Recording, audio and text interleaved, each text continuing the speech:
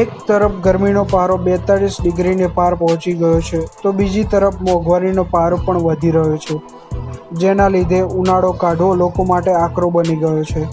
કારણ કે શાકભાજી, ખાવાનું તેલ, પેટ્રોલ, ડીઝલ, દૂધ, અનાજ એવી કોઈ જીવન જરૂરિયાતની વસ્તુ નથી બચી જેના ભાવ વધ્યા ન હોય. તેથી લોકોએ ખાવા પીવાની વસ્તુઓ પર બ્રેક મારવી પડશે.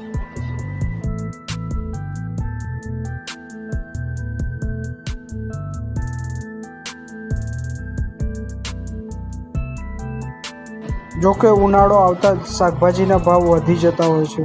ગરમીનો પારો વધતા લીલા શાકભાજી અને સૂકા લસણના ભાવમાં વધારો થયો છે, જેમાં દરેક શાકભાજીના પ્રતિ કિલોના ભાવમાં 5 થી 27 રૂપિયાનો વધારો થયો છે, જ્યારે સૂકા લસણના ભાવ તો આસમાને પહોંચ્યા છે, તથા લીંબુ 85 રૂપિયા પ્રતિ કિલો અને આદુ 108 રૂપિયા પ્રતિ કિલોના ભાવે મળી રહ્યું છે. આ ભાવ વધવાનું કારણ છે ગરમી.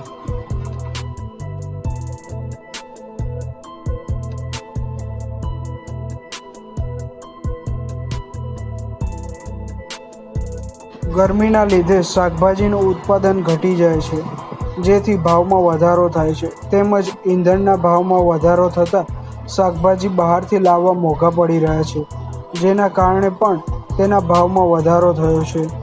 વેપારીઓનું કહેવું છે કે હજુ પણ શાકભાજીના ભાવમાં સતત વધારો થઈ શકે છે.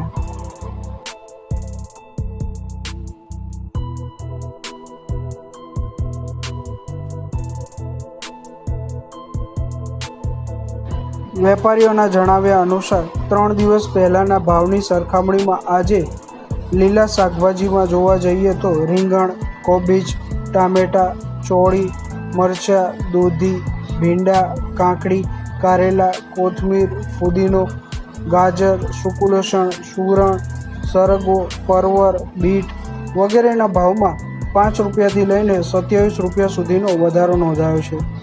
હજુ પણ આગામી સમયમાં લીલા શાકભાજીના ભાવમાં વધારો થઈ શકે છે.